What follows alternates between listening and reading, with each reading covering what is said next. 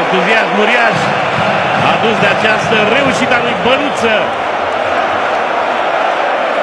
De atâtea ori a ratat din poziția asta Băluță, încât în momentul exploziei de bucurie trebuia să sosească și a venit într-un meci atât de important.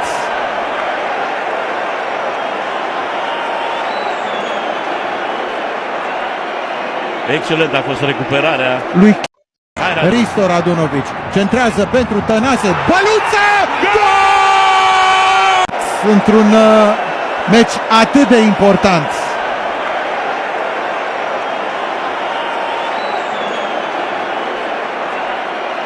Excelent a fost recuperarea lui Chiricheș. Chiricheș. De la Chiricheș a plecat. Și urcă apoi, urcă Radunovic, nu are om.